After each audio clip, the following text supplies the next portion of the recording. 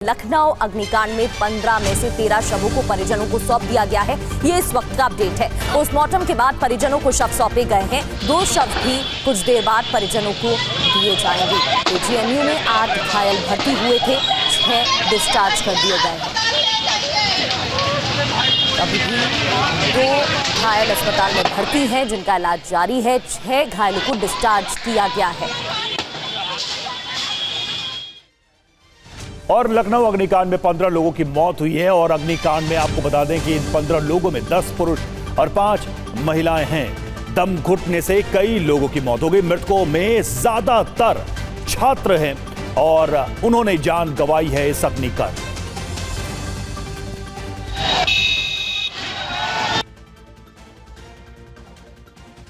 और सीधे रुख करेंगे अपने 2 सहयोगियों का। हमारे साथ इस वक्त अभिजीत ठाकुर उस स्पॉट से मौजूद हैं, उस जगह से मौजूद हैं जहां पर ये अग्निकांड हुआ है। और केजीएमयू अस्पताल से पंकज चतुर्वेदी भी हमारे साथ जुड़े हैं। अभिजीत के पास चलेंगे। अभिजीत, अब तो कई सारी बातें सामने आ रही, कई सारे सवाल सामने आ रहे हैं, लेकिन प्राथमिक तौर पर सरकार क्या और प्रशासन क्या इसको एक लापरवाही के तौर पर ही देख रहा है, एक नेग्लिजेंस के तौर पर देखा जा रहा है और उसी के हिसाब से आगे की कार्रवाई की जा रही है?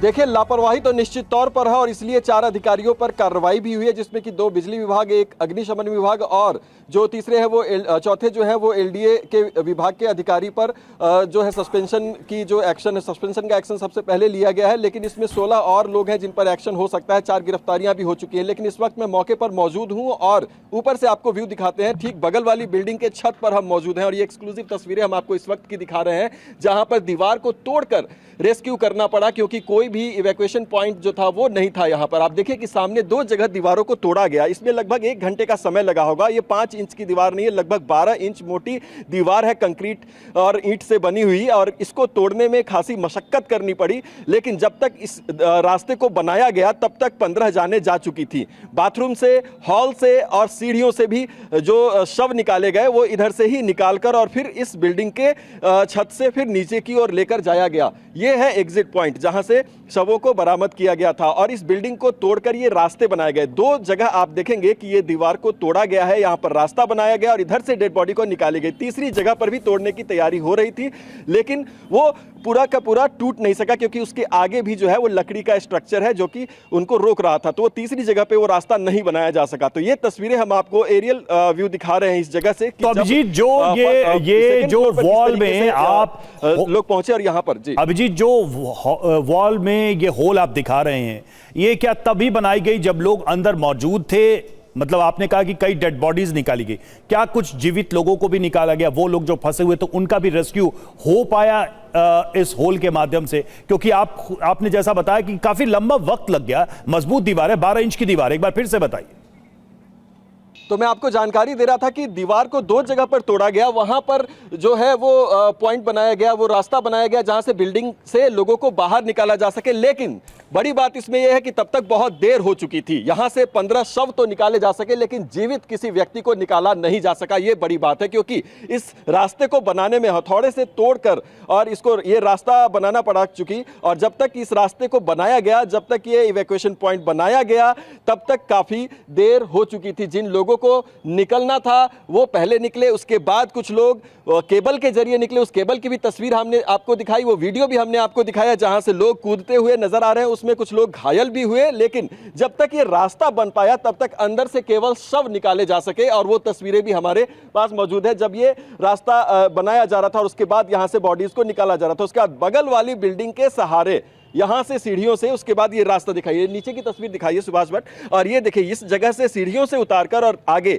उस शवों को यहां से निकाला गया, क्योंकि तमाम ऑपरेशन चलने के बाद, कूलिंग चलने के बाद, फायर डिपार्टमेंट के तमाम दमकल गाड़ियां लगी हुई थी, तमाम कार्रवाई के बाद भी जो एंट्री एग्जिट पॉइंट था उसको सिक्योर करने में काफ़ी समय लग गया। और यही कारण है कि मौत की संख्या जो है वो 15 तक पहुंच गई।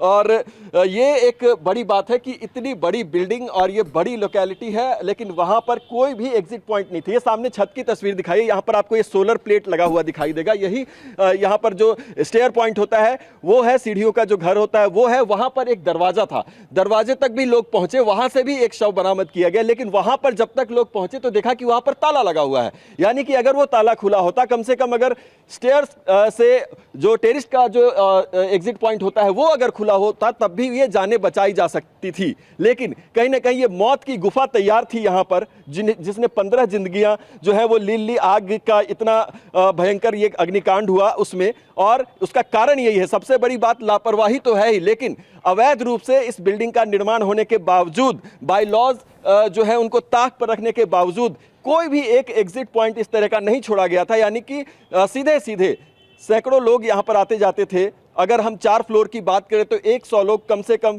यहां पर एक समय में हो सकते हैं, ऐसा अंदाजा लगाया जा रहा है। और ऐसे के लिए कोई भी एग्जिट पॉइंट नहीं था। पीछे की तस्वीर अगर हम आपको दिखाएं, बिल्डिंग के पीछे से जहां तक हम देख पा रहे हैं, कोई भी कम से कम वेंटिलेशन पॉइंट भी कोई दिखाई यहां पर नहीं देता है। यही हालात बिल्डिंग के दूसरी तरफ के भी है। तो हमने चारों तरफ का मुआयना किया और हमने ये पाया कि यहां पर किसी तरह का वेंटिलेशन पॉइंट भी नहीं है।